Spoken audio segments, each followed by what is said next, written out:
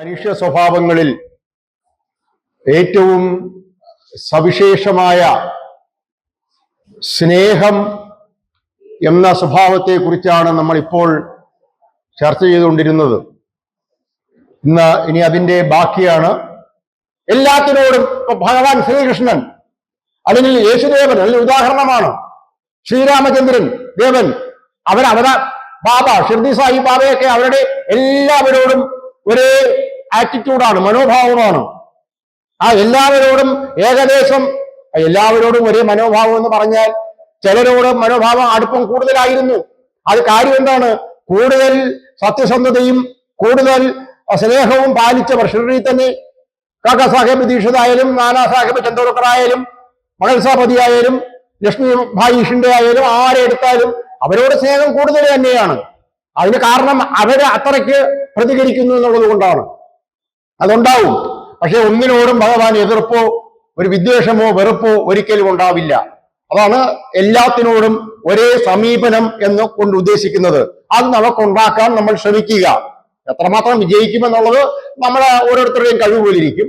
പക്ഷെ നമുക്കതിന് ശ്രമിക്കുകയെങ്കിലും ചെയ്യാം. അങ്ങനെ ചെയ്താൽ ആ ആളിൽ ഈശ്വരൻ കൃപ ചൊരിയും. നമ്മുടെ ടെക്നിക്ക് പരിപാടി കൊണ്ട് ഒന്നും നമ്മൾ നേടാൻ പോകുന്നില്ല. നമ്മളെല്ലാം നല്ല ഒന്നാം തരം എഞ്ചിനീയറിംഗ് ബിരുദധാരികളാണ്, നല്ല ടെക്നീഷ്യന്മാരാണ്. മറ്റുള്ളവരെ പറ്റിക്കാൻ ടെക്നിക്കുകൾ ഉപയോഗിക്കുന്നു. അങ്ങനെ ടെക്നിക്കുകൾ ഉപയോഗിച്ച് നമ്മൾ പണക്കാരനാവുന്നു, പ്രശസ്തനാവുന്നു, അധികാരം നേടുന്നു, MLA ആവുന്നു, മന്ത്രിയാവുന്നു. ഇതൊക്കെ ടെക്നിക്കാണ്. പക്ഷെ അവിടെ ഒന്നും ഈശ്വരൻ എന്ന് പറയുന്നതിന്റെ നിഴല് പോലും ഉണ്ടാവില്ല.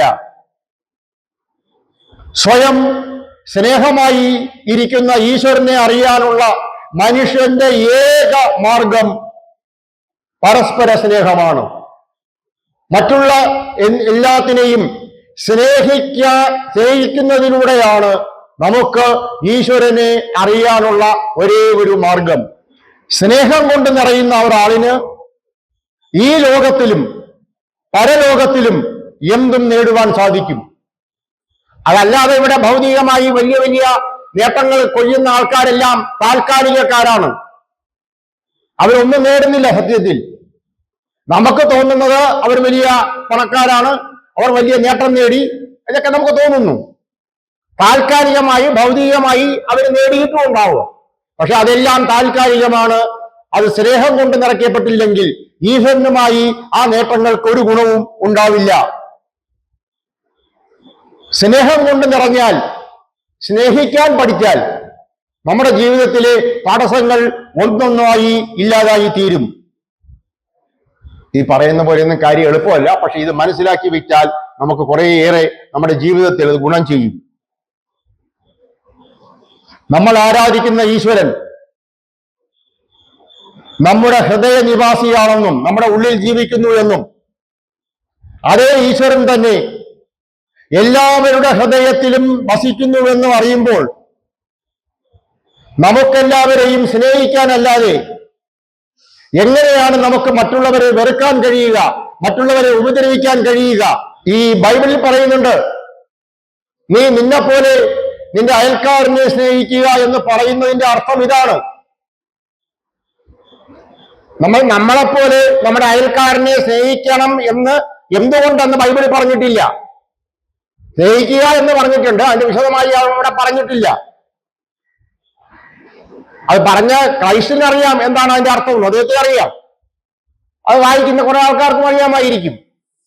പക്ഷെ അത് വായിക്കുന്ന പലരുടെയും പ്രവൃത്തി നമ്മൾ ഈ പറയുന്ന പോലെയൊന്നുമല്ല, നമ്മളെപ്പോലെയൊക്കെ തന്നെയാണ്. അതുകൊണ്ട് ഈ അയൽക്കാര് നമ്മളെപ്പോലുള്ള ആത്മാക്കളാണെന്നും അവരുടെ ഉള്ളിലും ഈശ്വരനാണെന്നും അവരും നമ്മളെപ്പോലെ തന്നെ ഈശ്വരന്റെ സൃഷ്ടികളാണെന്നും അറിഞ്ഞിട്ട് അവരോട് പെരുമാറുക എന്നാണ്. അപ്പൊ ചോദിക്കാം, ഈ അയൽക്കാർ നമ്മളെ തറയിൽ നിർത്താതെ ഓട്ടിക്കാൻ എന്ത് ചെയ്യാൻ പറ്റുമെന്ന്?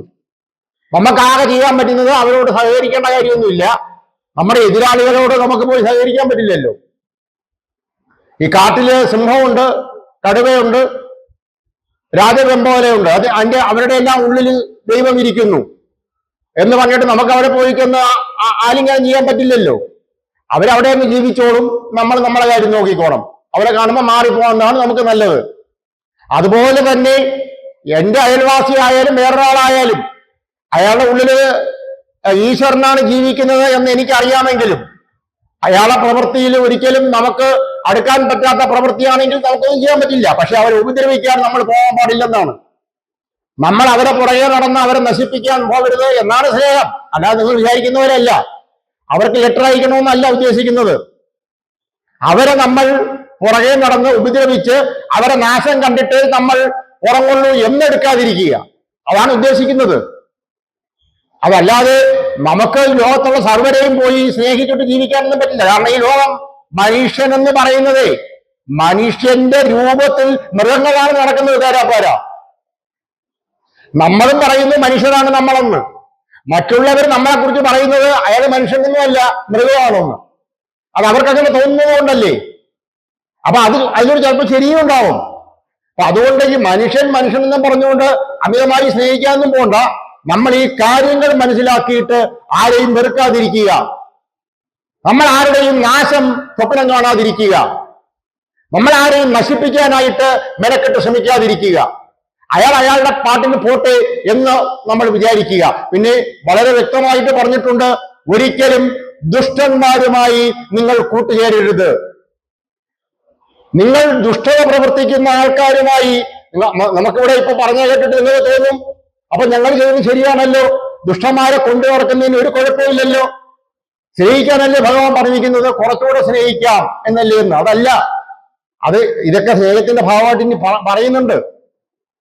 എന്തെങ്കിലും നമ്മളെ ഈ ന്യായം കണ്ടുപിടിപ്പുണ്ടല്ലോ, നമ്മുടെ ഏതിനും എന്തിനും ഒരു ന്യായം കണ്ടുപിടിച്ച് നമ്മളെ ഭാഗം ന്യായീകരിക്കുന്ന പരിപാടി എനിക്ക് നിങ്ങൾക്കൊക്കെ ഉണ്ട്. അതുകൊണ്ട് എന്ത് ഉപയോഗം? ആരോടാ നമ്മൾ കളിക്കുന്നത്? ഈശ്വരനോട്. അയൽക്കാരും ശരി തന്നെ, സുഹൃത്തും ശരി തന്നെ, ബന്ധുവും ശരി തന്നെ. അവരെന്താണ് പ്രവർത്തിക്കുന്നത് എന്ന് നോക്കുക. അവരെ പ്രവർത്തനവും നമുക്ക് ഒരിക്കലും യോജിക്കാൻ പറ്റാത്തതാണെങ്കിൽ നമ്മുടെ താൽക്കാലിക നേട്ടത്തിന് വേണ്ടി അവരെ നമ്മൾ ചുമക്കാതിരിക്കുക. കാരണം വി ആർ ആൻസറബിൾ. നമ്മൾ കൃത്യമായും ഉത്തരം പറയണം.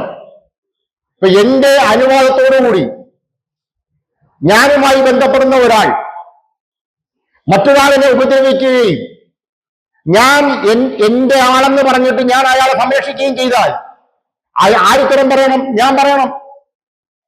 ഞാൻ വിചാരിച്ചാൽ നോ പറഞ്ഞാൽ ഒരാൾ ചെയ്യില്ല എങ്കിൽ, ഞാൻ ഒരു ഓഫീസിലെ ഒരു ഉദ്യോഗസ്ഥനാണെന്ന് വെച്ചോളൂ, അല്ലെങ്കിൽ എനിക്ക് എന്തെങ്കിലും രീതിയിൽ അങ്ങനെ പറ്റില്ല എന്ന് പറയാനുള്ള ഒരു അവകാശമുണ്ടെന്ന് വെച്ചോളൂ.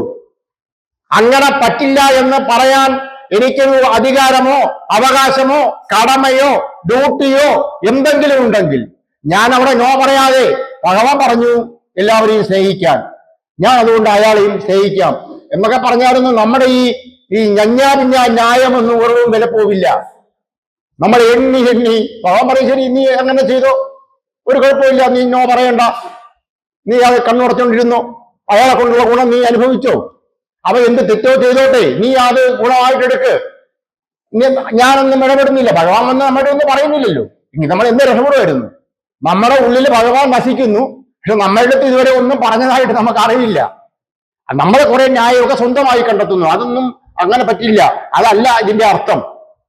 ഈ സ്നേഹം ഏത് ലെവലിലായിരിക്കണമെന്ന് നമ്മൾ ഇപ്പൊ തന്നെ കുറച്ച് പറഞ്ഞു, ഇനിയും അത് പറയാനുണ്ട്, പറയും. ശരിയായ രീതിയിൽ നമ്മൾ സ്നേഹം ഉൾക്കൊള്ളുകയാണെങ്കിൽ നമ്മൾ ഒരിക്കലും ആരെയും വെറുക്കുകയോ ഉപദ്രവിക്കുകയോ ചെയ്യില്ല. പ്രത്യേകിച്ച് വെറുപ്പ്, ഉപദ്രവം, പുറകെ നടന്നുള്ള ഉപദ്രവം ഒഴിവാക്കണം. പക്ഷെ അപ്പോഴാണ് നമ്മൾ നേരത്തെ പറഞ്ഞ ഒരു വിഷയം വരുന്നത്. ലോകത്തിൽ ഏറ്റവും അധികം അവതാരങ്ങളിൽ സ്നേഹത്തിനെ കുറിച്ച് ഏറ്റവും കൂടുതൽ പറഞ്ഞിട്ടുള്ളത് ജീസസ് ക്രൈസ്റ്റ് ആണ്. ഓരോ അവതാരങ്ങൾ വന്ന് ഓരോ വിഷയങ്ങൾ പറഞ്ഞതിൽ സ്നേഹത്തെ കുറിച്ച് ഏറ്റവും അധികം സംസാരിച്ചത് ക്രൈസ്റ്റ് ആണ്. ജീസസ് ക്രൈസ്റ്റ്, യേശു ക്രിസ്തു. അദ്ദേഹത്തിന് മുമ്പും എല്ലാ മതക്കാരും പറഞ്ഞു, എന്നാലും വളരെ വ്യക്തമായി സ്നേഹത്തിനെ കുറിച്ച് പറഞ്ഞത് ക്രൈസ്റ്റ് ആണ്. ഇസ്ലാം മത സ്ഥാപകനായ മുഹമ്മദ് നബി തിരുമേനി, അദ്ദേഹം കൂടുതൽ പ്രാധാന്യം കൊടുത്തത് സ്നേഹത്തിനും സാഹോദര്യത്തിനുമാണ്, ബ്രദർഹുഡ്. മനുഷ്യന്റെ ഓരോ ഓരോ ഓരോ ഭാവങ്ങളെ കുറിച്ചാണ് അവർ പറഞ്ഞത്. അതില് ലവ് എന്ന ആ ഒരു അവസ്ഥയെ കുറിച്ച് ഏറ്റവും കൂടുതൽ പറഞ്ഞത് ക്രൈസ്റ്റ് ആണ്.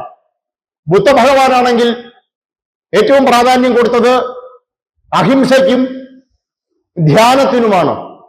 അഹിംസ, മറ്റൊന്നിനെയും കൊല്ലുകയോ ഉപദ്രവിക്കുകയോ ചെയ്യരുത് എന്നതിനോട് പ്രാധാന്യം കൊടുത്തു. പിന്നെ കുറെ കാര്യങ്ങൾ ഭംഗിയായിട്ട് പറഞ്ഞു തന്നു. പിന്നെ ധ്യാനത്തിന് വളരെയധികം പ്രാധാന്യമാണ്.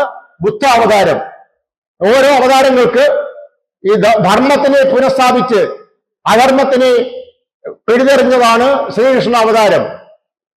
ഭഗവാൻ എല്ലാം പറഞ്ഞ അവതാരമാണ്. ലോകത്തിലെ ഏറ്റവും സൂപ്പർ അവതാരം ഭഗവാൻ ശ്രീകൃഷ്ണ അവതാരമാണ്. എല്ലാം പ്രകടമാക്കി തന്ന അവതാരം, ജനിക്കുന്നുണ്ട് ലീലകൾ ആടിയ അവതാരം. അദ്ദേഹം ഇതെല്ലാം പറഞ്ഞു. പക്ഷെ അദ്ദേഹം പ്രധാനമായി ചെയ്തത് ധർമ്മ സംസ്ഥാപനാർത്ഥായ സംഭവാമി യുഗേ യുഗേ, അതാണ് അദ്ദേഹം ചെയ്തത്.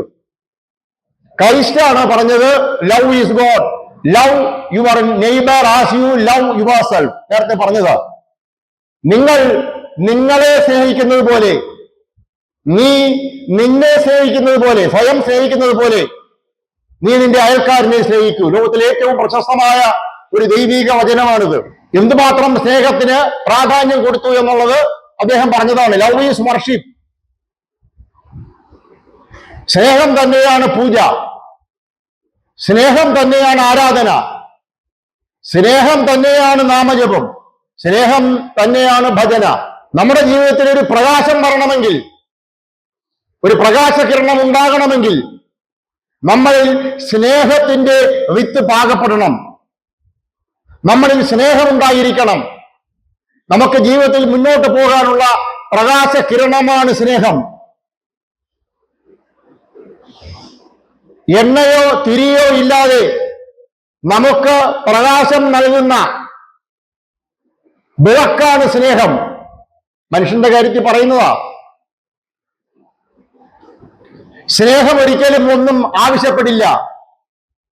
സ്നേഹം എപ്പോഴും എല്ലാം കൊടുക്കുന്നു. നമ്മൾ കൊടുക്കാൻ തയ്യാറാണ്. നമുക്ക് വേണം, എനിക്ക് തരൂ, എനിക്ക് തരൂ എന്ന് ചോദിക്കുന്നതല്ല സ്നേഹം. നമ്മൾ അങ്ങോട്ട് കൊടുക്കുമ്പോൾ അതറിയാതെ നമുക്ക് ഇങ്ങോട്ട് കിട്ടും. നമ്മൾ ഈ പരാതി പറയുന്നില്ലേ, ഞാൻ സ്നേഹിക്കുന്നു, എന്നെ സ്നേഹിക്കുന്നില്ല എന്ന്. അത് നമ്മൾ ചിന്തിച്ചു നോക്കിയാൽ അറിയാം, അത് വെറുമൊരു ബ്ലണ്ടർ ഡയലോഗാണ്, വെറുമൊരു നമ്മളെ പറ്റിക്കുന്ന ഡയലോഗാണ്. നമ്മൾ ഈ ലോകത്തിലെ നമ്മുടെ സാഹചര്യങ്ങളിൽ എന്ത് സംഭവിച്ചാലും നമ്മൾ സ്നേഹം നൽകുമെങ്കിൽ നമുക്ക് തിരിച്ച് സ്നേഹം കിട്ടുന്നത് ദൈവത്തിൽ നിന്നാണ്. മനുഷ്യർ നമ്മളെ സ്നേഹിക്കുന്നോ ഇല്ലയോ എന്നുള്ളത് രണ്ടാമത്തെ കാര്യം. പക്ഷെ ശരിക്കും പറഞ്ഞാൽ മനുഷ്യരും സ്നേഹിക്കും. ഇപ്പോ 50 പേരിൽ 49 പേര് നമ്മളെ സ്നേഹിക്കണമെന്നൊന്നും പറയാൻ പറ്റില്ല. 10 പേരെ നമ്മൾ പരിചയപ്പെടുന്നു, അതിൽ 3 പേര് നമ്മളെ വളരെ മോശമായി പറയുന്നു, അല്ലെങ്കിൽ 5 പേര് പറയുന്നു എന്ന് പറഞ്ഞിട്ട് അതിലൊന്നും കാര്യമില്ല. ഓരോരുത്തർക്ക് ഓരോ അജണ്ടയുണ്ട്, ഓരോ ആൾക്കാർക്ക് ഓരോ ആവശ്യങ്ങളുണ്ട്. നമുക്ക് അവരെ ആവശ്യങ്ങളൊന്നും ചെയ്തു കൊടുക്കാൻ പറ്റില്ലല്ലോ. അപ്പൊ സ്വാഭാവികമായിട്ട് അവര് എതിർക്കുമായിരിക്കാം. അത് നമ്മുടെ വിഷയമല്ല. നമ്മൾ ശരിക്കും ഒരു തുറന്ന മനസ്ഥിതിയോടുകൂടി ജീവിക്കുന്നു എങ്കിൽ നമുക്ക് ആവശ്യത്തിനുള്ള സ്നേഹമൊക്കെ കിട്ടും, ആവശ്യത്തിനുള്ള അംഗീകാരവും കിട്ടും. നമ്മൾ ഉദ്ദേശിക്കുന്ന പോലെ ലോകം മുഴുവനും നമ്മളെ സ്നേഹിക്കാനൊന്നും വരില്ല. ഒന്നാമത് നമ്മുടെ ജീവിതത്തിൽ നമുക്ക് എത്ര പേരെയാണ് പരിചയമുള്ളത്? നമ്മുടെ ജീവിതത്തിൽ നമ്മൾ ഇത്രയും കാലം ഒരു 50 വയസ്സ് വരെ ജീവിച്ച ഒരാളിന് എത്ര പേരെ പരിചയം ഉണ്ടാവും എന്നാണ് നമ്മൾ ധരിക്കുന്നത്? ഒരു അങ്ങേയറ്റം പോയാൽ പേരെടുത്ത് പറയാൻ പറ്റുന്ന, നമുക്ക് പേര് പറഞ്ഞു വിളിച്ച് നമ്മളെ അറിയുന്ന ആൾക്കാരെന്ന് പറയുന്നത് ഒരു 100-500 പേര് ചിലപ്പോൾ കാണും. കുറെ ആൾക്കാരെ പരിചയം ഉണ്ടാവും, നമുക്ക് അവരുടെ പേര് പോലും അറിയാൻ പറ്റില്ല. നമ്മളെ അറിയുന്ന, നമ്മളുമായി ബന്ധപ്പെടുന്ന, നമുക്ക് പേരറിയുന്ന ഒരു 100-500 വളരെ വലിയ സംഖ്യയാണ്. പിന്നെ വല്ല പ്രധാനമന്ത്രിയോ മുഖ്യമന്ത്രിയോ ഒക്കെ ആണെങ്കിൽ 500 എന്നുള്ളത് 2000 പേരാവും. നിങ്ങളൊന്ന് ചിന്തിച്ചു നോക്കൂ. ഇപ്പൊ കേരളം ഭരിക്കുന്ന മുഖ്യമന്ത്രി, നമ്മളെ മലയാളി 3.25 കോടിയുണ്ട്.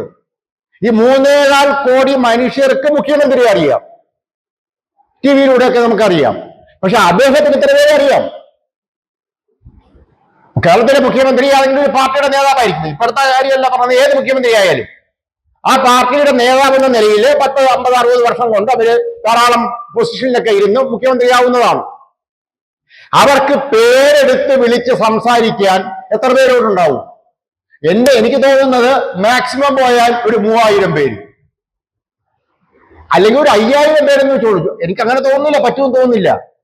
ഈ 5000 പേരെ അപ്പുറമൊന്നും ഒരു മുഖ്യമന്ത്രിക്ക് പോലും പരിചയം കാണില്ല.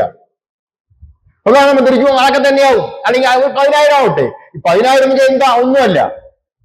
നമ്മളെ സംബന്ധിച്ചിടത്തോളം എനിക്ക് തോന്നുന്നു ഒരു 200, 300, 400, 500 ഒക്കെയാണ്.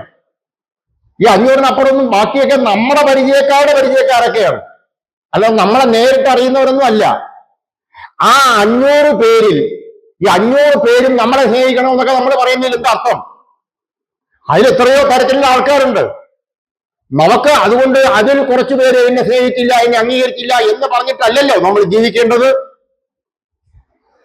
എന്തായാലും സ്നേഹം ചോദിപ്പല്ല. എല്ലാവരും കൂടെ വളഞ്ഞു നിന്ന് എന്നെ സ്നേഹിക്കൂ എന്നല്ല നമ്മൾ പറയേണ്ടത്. അതുകൊണ്ട് ഒരു കാര്യമില്ല. നമ്മൾ കൊടുക്കാതെ നമുക്കൊന്നും കിട്ടാൻ പോകുന്നില്ല, നല്ലതായാലും ചീത്തയായാലും. What you sow you reap. ബൈബിളിൽ എല്ലാത്തിലും ഉണ്ട്. നിങ്ങൾ എന്താണോ വിതയ്ക്കുന്നത് നിങ്ങൾ അത് കൊയ്യും. നിങ്ങൾ കൊടുക്കാത്തത് നിങ്ങൾ എന്തിനു ചോദിക്കുന്നു എന്നാണ്. ഇപ്പൊ ഞാൻ പറയാണ് എന്നെ ആരും സ്നേഹിക്കുന്നില്ല, എനിക്ക് എന്നൊരു പരാതിയില്ല, നിങ്ങൾ പേടിക്കണ്ട. അങ്ങനെ ഞാൻ പറയുന്നു എങ്കിൽ അതിന്റെ അർത്ഥം ഞാൻ ഈ ലോകത്തൊരു പൂച്ചക്കുട്ടിയെ പോലും അംഗീകരിക്കുന്നില്ലെന്നാണ്. ഞാൻ ചെയ്യാതെയാണ് ഞാൻ ഈ നെഞ്ചിലെടുത്ത് വിളിക്കുന്നത്. അവരെ എന്നെ അത് ചെയ്തു, അവർ ഇത് ചെയ്തു, അത് മറ്റേത് പറഞ്ഞു, മറ്റേത് പറഞ്ഞു എന്നൊക്കെ പറയുന്നത് ഞാൻ ചെയ്യാതെ എനിക്ക് വേണം എന്നുള്ളതാണ്. അത് സ്നേഹം മാത്രമല്ല, ഏത് കാര്യവും നമ്മൾ കൊടുക്കാത്തത് നമുക്ക് ആര് തരാൻ പോകുന്നു? പ്രത്യേകിച്ച് നമ്മൾ മനസ്സിലാക്കൂ, നമ്മൾ കൊടുക്കുന്നതേ നമുക്ക് ഈശ്വരൻ തരുള്ളൂ. നമ്മൾ എന്ത് കൊടുക്കുന്നു എന്ന് നമ്മുടെ ഉള്ളിലിരുന്ന് ഈശ്വരൻ, ഒരു വാക്കായാലും, ഒരു കള്ളമായാലും, ഒരു ചതിയായാലും, ഒരു സ്നേഹമായാലും, നമ്മൾ എന്താണോ കൊടുക്കുന്നത് അതിന്റെ പലിശയും ചേർത്ത് നമുക്ക് കിട്ടും. അതിന് യാതൊരു സംശയവും വേണ്ട. വെറുതെ കിടന്ന് കരഞ്ഞിട്ട് യാതൊരു കാര്യവുമില്ല. എനിക്ക് അത് കിട്ടി, എനിക്ക് ഇത് കിട്ടി, അതൊന്നും പറയുന്നതിൽ അർത്ഥമില്ല. നമ്മൾ എന്ത് കൊടുത്തുവോ അത് മാത്രം നമുക്ക് തിരിച്ചു കിട്ടും. എനിക്ക് കിട്ടുക എന്നതല്ല സ്നേഹത്തിന്റെ മുദ്രാവാക്യം. ഉള്ളത് പറ്റുന്നത് പോലെ ഒരു ചിരി മതിയല്ലോ. ഒരാളിനെ കണ്ടിട്ട് ഒരു ചിരി നല്ല രീതിയിലൊന്ന് ആത്മാർത്ഥമായിട്ട് ആവണമെന്നേ ഉള്ളൂ. ഒരു ചിരിക്കാൻ പറ്റിയാൽ അത് സ്നേഹത്തിന്റെ പ്രകടനമാണ്. അല്ല, സ്നേഹം എന്ന് പറഞ്ഞാൽ 1 കിലോ സ്വർണം വാങ്ങിച്ചു കൊടുക്കൊന്നും അല്ല. നമ്മൾ അങ്ങനെയാണ് വിചാരിച്ചിട്ടുള്ളത്. ഒരു 1/2 ഗ്രാമെങ്കിലും കൊണ്ട് കൊടുത്തില്ലെങ്കിൽ എനിക്കെങ്ങനെ അവരോട് സ്നേഹമുണ്ടെന്ന് അറിയും എന്നാണ് നമ്മളെ അവസ്ഥയാണ്. നമ്മളെല്ലാവരും അത് തന്നെയാണ്. പണം കൊടുക്കുക, സ്വർണം കൊടുക്കുക, വസ്ത്രം കൊടുക്കുക, അതൊക്കെ പ്രകടനങ്ങൾ തന്നെയാണ്, നല്ലത് തന്നെയാണ്. നമുക്ക് പറ്റുമെങ്കിൽ കൊടുക്കുന്നത് വളരെ വളരെ നല്ലതാണ്. പറ്റുമില്ല എങ്കിലും കൊടുക്കുന്നത് നല്ലതാണ്. പക്ഷെ അതിലൂടെ നമുക്ക് സ്നേഹം കിട്ടുമെന്നുള്ളത് വെറും തെറ്റായ ധാരണയാണ്. നമ്മൾ നാട്ടുകാരെ ബോധ്യപ്പെടുത്താനല്ലേ ഈ കല്യാണത്തിനും എല്ലാത്തിനും കൊണ്ട് നടക്കുന്നത്. അല്ലാതെ അവരോട് നമുക്ക് സ്നേഹമുള്ളത് കൊണ്ടാണോ? നാം മറ്റുള്ളവരെ ബോധ്യപ്പെടുത്താൻ, അത് സ്നേഹമല്ല. മറ്റുള്ളവരെ ബോധ്യപ്പെടുത്താൻ നമ്മൾ എന്ത് ചെയ്താലും അത് ലിസ്റ്റിൽ വരില്ല. ആരും അറിയാതെ വലത് കൈ കൊടുക്കുന്നത് ഇടത് കൈ അറിയരുത്. ഇത് ക്രൈസ്റ്റിന്റെ ഒരു ഫേമസ് സെന്റൻസ് ആണ്. നിന്റെ വലത് കൈ കൊടുക്കുന്നത് ഇടത് കൈ പോലും അറിയരുത്. നീ കൊടുക്കുന്നത് നീ പോലും അറിയരുതെന്നാ. അപ്പൊ പിന്നെ നമ്മളുടെ സ്നേഹം എന്ന് പറയുന്നത് ഒരു പുഞ്ചിരി വരെ സ്നേഹമാണ്. എന്തുണ്ട് വിശേഷമെന്ന് ആത്മാർത്ഥമായി ചോദിക്കുന്നത് സ്നേഹമാണ്. ആത്മാർത്ഥമായി നമ്മൾ എന്ത് പറയുന്നതും എന്ത് ചെയ്യുന്നതും സ്നേഹമാണ്. അതിന് വിരുദ്ധമായി നമ്മൾ എന്ത് ചെയ്യുന്നതും സ്നേഹമല്ല. നമ്മൾ എത്രമാത്രം സ്നേഹം പ്രകടിപ്പിക്കുന്നതും സ്നേഹമല്ല.